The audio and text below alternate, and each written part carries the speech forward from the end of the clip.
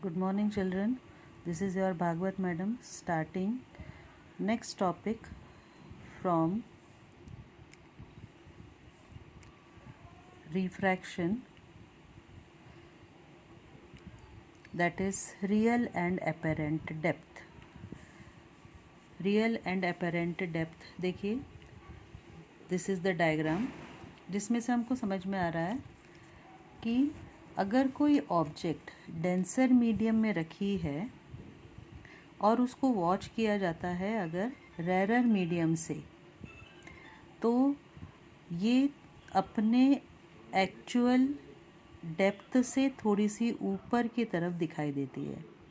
For example, एक glass का bowl अगर है और उसमें पानी भरा हुआ है और उसमें अगर हम एक स्पून डाल के रखें और थोड़ा सा उसको टिल्टेड वे से देखें, थोड़ा सा सीधा ना देख के थोड़ा सा झुका हुआ एंगल से अगर देखें, तो देखना वो जो स्पून जितना वाटर में इमर्स्ड होता है वो थोड़ा उठा हुआ दिखाई देता है। तो इसी क्राइटेरिया को लेते हुए ये वाला टॉपिक हम डिस्कस करने वाले हैं, जो कि है real and apparent depth. So if the object is situated in denser medium and is seen from rarer medium, then it appears to be raised above. It appears to be raised up. And if the object is situated in rarer medium and is seen from denser medium, then it appears to be situated in more depth as compared to its real depth.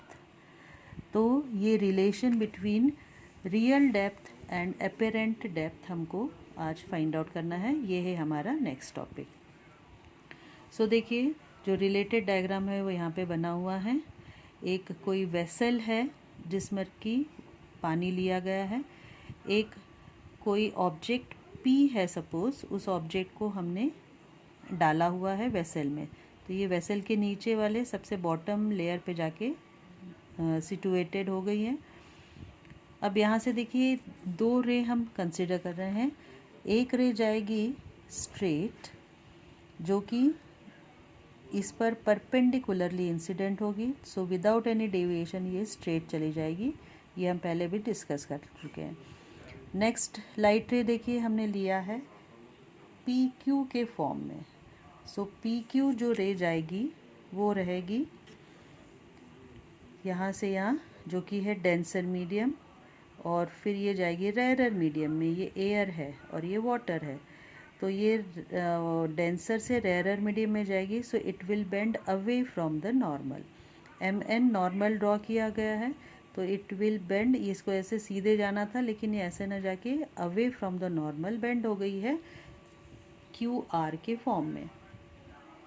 अब एक refracted रे ये थी, second refracted रे ये है, तो ये इसको पीछे की तरफ एक्सटेंड किया है। तो ये दोनों रिफ्रैक्टेड रे यहाँ पे मीट हो रही हैं। तो पी की इरेक्ट और वर्चुअल इमेज पी डैश पे फॉर्म होती है, और यही वर्चुअल इमेज पी डैश जो है ये हमको यहाँ से दिखाई देती है। तो ऑब्जर्वर जो कि डेंसर मीडियम से आती हुई लाइट रे को रेरर मीडियम से ऑब्जर्व कर रहा है, उसके लिए ऑब्जेक्ट पी डैश पर है। तो एक्चुअल उसकी जो डेप्थ थी वो पी पर थी, जो कि अब पी डैश पर होगी। तो इसीलिए ऑब्जेक्ट जो है थोड़ी सी उठी हुई दिखाई देती है। तो ये हो गई ऑब्जेक्ट की रियल डेप्थ, जो कि हमने एच के फॉर्म में लिया है, और यहाँ से यहाँ तक ये हो गई ऑब्जेक्ट की अपेरेंट डेप्थ, जो कि है H dash. So H is real depth, H dash is apparent depth. अब इनके बीच में क्या रिलेशन है, let us see that. So first case में देखते हैं। फर्स्ट केस में स्नेल्स लॉ अप्लाई किया है, जब रे ऑफ लाइट वाटर से ग्लास में जा रही है। So W mu A equal to क्या हो जाएगा, sine I upon sine R. W mu A की जगह हम लिख सकते हैं 1 upon a mu W equal to sine I upon sine r हो जाएगा। तो ए म्यू डब्ल्यू रिवर्स कर दिया, तो ये हो जाएगा sine R upon sine I. अब देखिए साइन आर क्या है, sine O P dash Q. Sine are equal to sine O P dash Q, मतलब ये वाला angle, divided by sine I. Sine I क्या है? Angle O P Q, angle O P Q मतलब ये वाला एंगल है।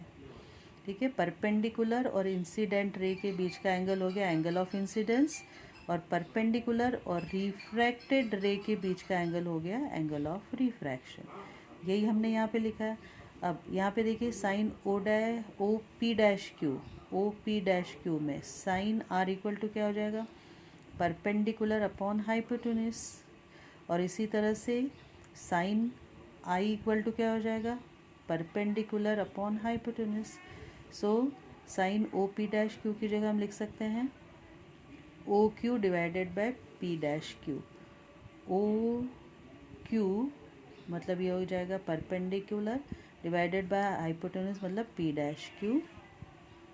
उसी तरह से ये हो जाएगा O Q divided by P Q. अब यहाँ ओ क्यू के साथ ओ क्यू कैंसिल हो गया तो ये रिवर्स हो जाएगा, ये हो जाएगा P Q upon P dash Q. अब ए म्यू डब्ल्यू इक्वल टू हमको मिला P Q upon P dash Q, P Q upon P dash Q. लेकिन अब देखिए ये पॉइंट ओ और क्यू, ये एक इमेजिनेशन हम करते हैं कि पॉइंट ओ और पॉइंट क्यू दोनों बहुत ज़्यादा क्लोज हैं, तो इसलिए जहाँ जहाँ क्यू है वहाँ वहाँ हम ओ लिख सकते हैं। तो पी क्यू की जगह हम लिख सकते हैं पी ओ, और पी डैश क्यू की जगह हम लिख सकते हैं पी डैश ओ। तो वही हमने यहाँ पे लिखा हुआ है।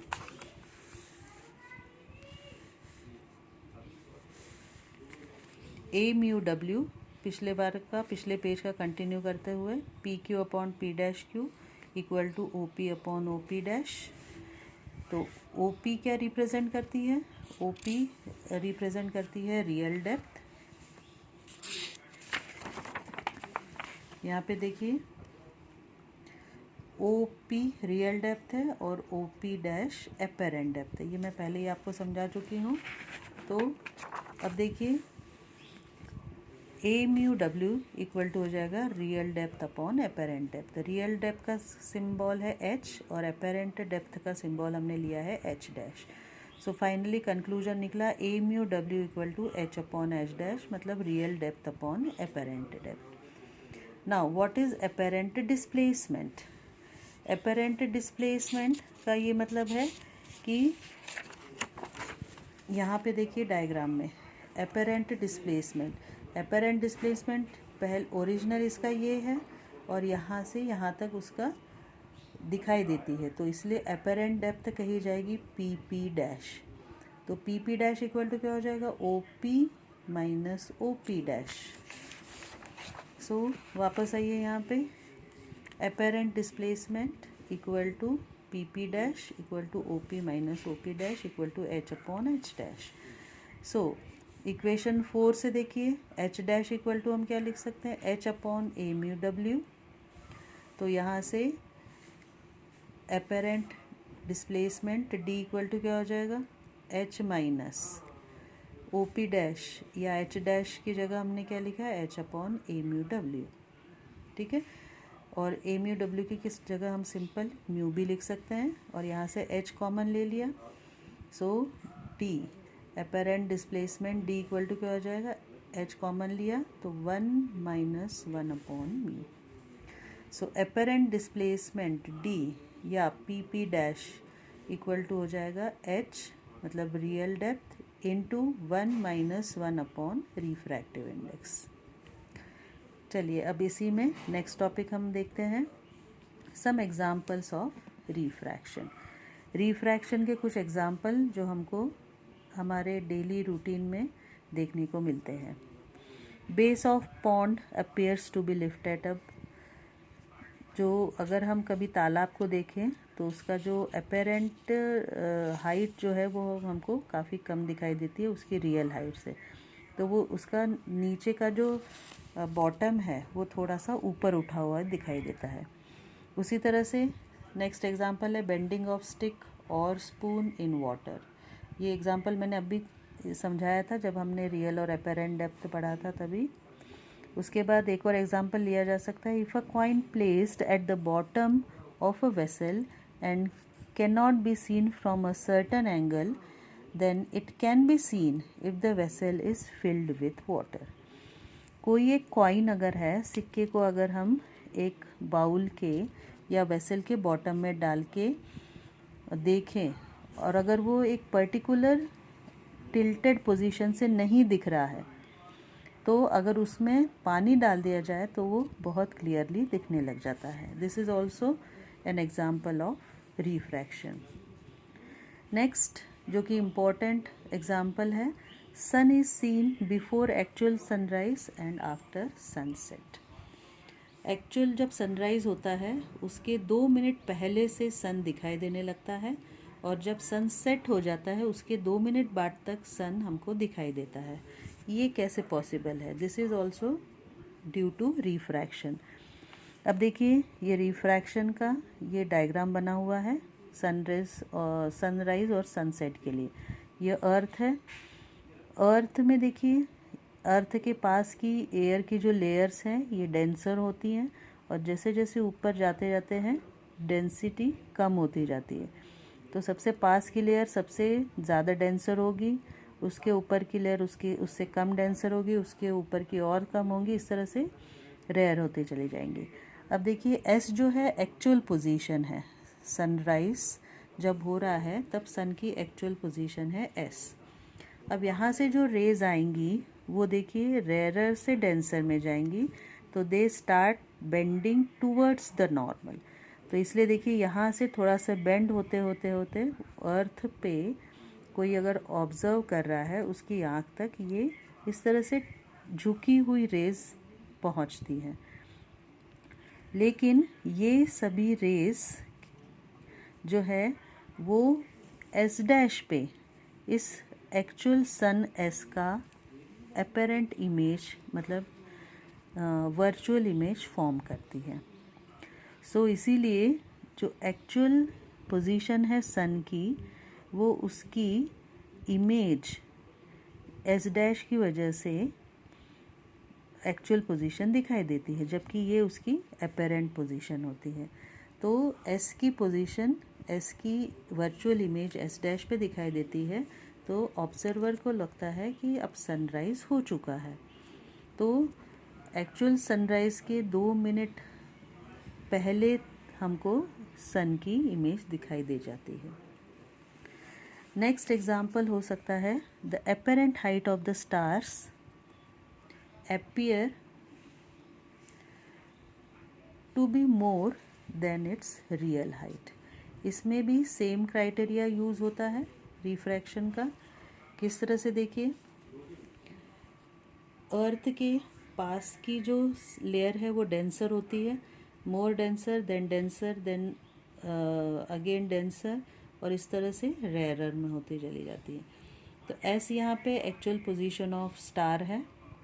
स्टार से जो रेज आएंगी वो रेयरर से डेंसर में आएंगी। तो इसी तरह से जैसे हमने सन में देखा था, तो ये झुकती हुई चली जाती हैं, रेयरर से डेंसर में ग्रेजुअली आ रही हैं, तो दे बेंड टूवर्ड्स द नॉर्मल। और फिर यहाँ पे कोई ऑब्जर्वर है, वो ऑब्जर्व करता है, तो एस की पोजीशन एस डैश पे दिखाई देती है। तो जो एक्चुअल हाइट जो है स्टार की वो एस डैश पे अपीयर होती है, एक्चुअल में नहीं होती, वो अपीयर होती है। तो इसलिए हमको स्टार्स बहुत ज़्यादा हाइट पे दिखाई देते हैं, जबकि वो एक्चुअल हाइट नहीं होती हैं। उसके बाद नेक्स्ट एग्जाम्पल हो सकता है, flattened appearance of the sun और द मून एट राइजिंग और setting. Flattened appearance of the sun और द मून एट राइजिंग और सेटिंग, मतलब सन जब राइज होता है या सेट होता है, सूर्योदय और सूर्यास्त के समय सन जो है थोड़ा सा फ्लैटेंड मतलब चपटा दिखाई देता है। ये भी रिफ्रैक्शन का एक एग्जाम्पल है। And the last example, twinkling of stars. Stars जो है हमको ट्विंकल करते हुए दिखाई देते हैं, उसका भी यही रीज़न है जो कि रिफ्रैक्शन होता है। ट्विंकलिंग ऑफ स्टार, क्योंकि हमको पता है एयर की जो डेंसिटी है वो सरफेस ऑफ अर्थ पे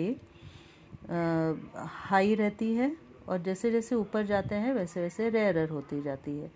तो जो स्टार्स से आने वाली रेज जो हैं वो कभी ज़्यादा अमाउंट में और कभी कम अमाउंट में ऑब्ज़र्वर तक, मतलब स्टार को देखने वाले जो ऑब्ज़र्वर हैं वहाँ तक पहुँचती है और वो कई लेयर्स से होती हुई पास होती हैं, तो इसीलिए रिफ्रैक्शन होता चला जाता है और कभी ज़्यादा अमाउंट में और कभी कम अमाउंट में ऑब्ज़र्वर की आँख में रेस पहुँचती है। तो जब अमाउंट ऑफ रेस जब ज़्यादा पहुँचती है तो स्टार ज़्यादा ब्राइट दिखाई देता है और जब कम अमाउंट में रेस पहुँचती है तो वो स्टार थोड़ा सा कम चमकदार दिखाई देता है, मतलब डल दिखाई देता है। इस तरह से जो ट्विंकल करता है, कभी कम कभी ज़्यादा, ये चमकदार या ट्विंकलिंग जो है ये एक बहुत बेस्ट एग्जाम्पल है रिफ्रैक्शन का। So that's all for today. Good day and good bye.